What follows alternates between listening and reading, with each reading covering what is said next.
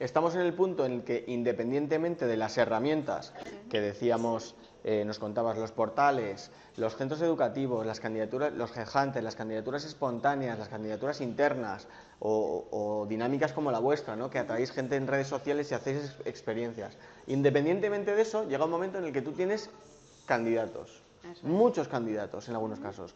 Y yo voy a transmitir nuestra experiencia, es que te ves con que tienes, imagínate, 100 candidatos en un buzón, en la cuenta de correo, 100 currículums. Y tienes que dedicarle un esfuerzo en tiempo y en esfuerzo mental para pasar de esos 100 a contratar a uno, que a veces es que es abrumador.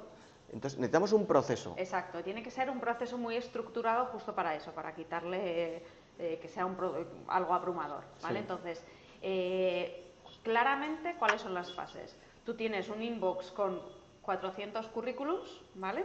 Entonces, los portales de empleo lo que te permite es una primera criba, sí, ¿vale? Tú metes una serie de filtros y te filtra ya de las 800 candidaturas, te filtra 20 currículums. Aún así son muchos. Entonces, tú lo que haces es, de esos 20 currículums, haces una criba tu curricular y dices, sí, oye, pues a ver cuál me cuadra, y a lo mejor imagínate que te quedan 10.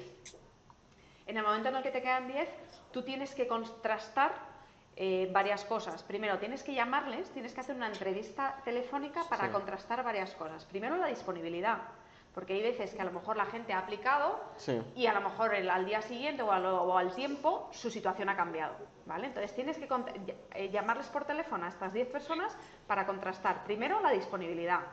Segundo, que siguen interesados en la oferta, ¿vale? Porque a lo mejor les explicas brevemente la oferta y a lo mejor alguno dice, ah, no, pues es que pensaba que era en Madrid capital, ¿vale? Y no, pues es que no tengo disponibilidad para viajar, lo que sea, ¿vale? Entonces, para esto tienes que hacer entrevistas telefónicas.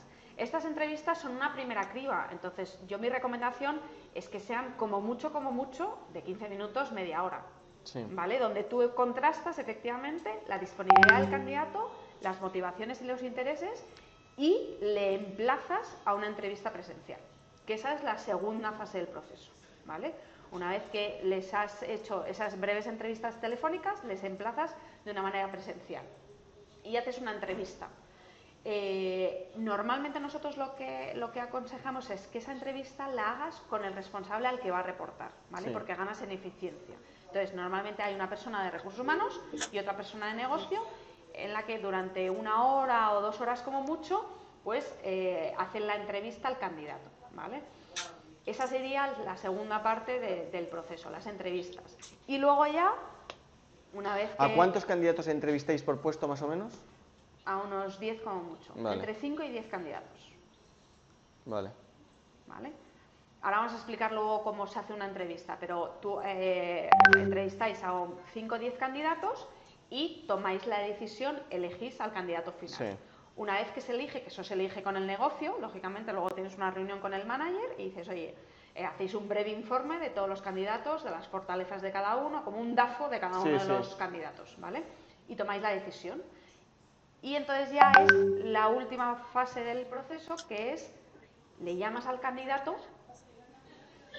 para decirle que ha sido el candidato seleccionado y hacerle la oferta, ¿vale? Y también gestionar los plazos de incorporación, porque si es un candidato que está trabajando, tiene que dar un preaviso, tiene que, en fin, o sea, también para gestionar los plazos y que no se nos vaya el proceso, porque el proceso, desde que hemos empezado a contarlo hasta que lo terminamos, normalmente, dependiendo de la posición, normalmente sueles tardar un mes. Entre que recibes candidaturas, haces la shortlist, luego las entrevistas telefónicas, luego las presenciales y luego lo eliges, más o menos tardas un mes, sí, ¿vale? Depende mucho también de la posición que estés buscando, de lo específico que sea, de si hay mucha gente con ese perfil en el mercado y demás. Lógico, ¿vale? Sí. Entonces, consejos concretos que podemos aplicar, fíjate, que me han gustado es, hay cosas que la gente que no tiene experiencia es bueno adelantársela, y es que puedes hacer quizás una long list, se te van a caer muchos, o sea, es decir, no des por supuesto las cosas, porque de esa long list que tengas va a haber muchos que han aplicado y ya tienen trabajo, que han aplicado sin saber, que cuando le cuentes un poquito ya se van a caer, o que cuando te cuenten aquí a ti se van a caer. Entonces, es ultra ineficiente ponerte a entrevistar a toda tu long list porque te estás haciendo... Entonces, tienes que hacer una criba previa, que ayuda mucho, que se puede hacer telefónica. Y es que ayuda pues esa long list, pues quitar pam, pam, pam, pam, y nos quedamos con 10, por ejemplo. Entre 5 y 10. Y entonces a estos sí les convocamos, les entrevistamos, nos has dado pautas para ser más eficiente, que aquí hay que buscar la eficiencia porque todo esto consume muchísimos recursos, no hacer lo que se ha hecho siempre especialmente en las empresas grandes, que llaman a los candidatos, primero recursos humanos. Eso es. Luego pasa un montón de tiempo y luego te llaman los de negocio y ya tienes trabajo. Entonces el de recursos humanos ha perdido el tiempo entrevistando a alguien que ya tiene trabajo, o sea, que han encontrado trabajo después, una ineficiencia máxima. El recursos humanos con negocio.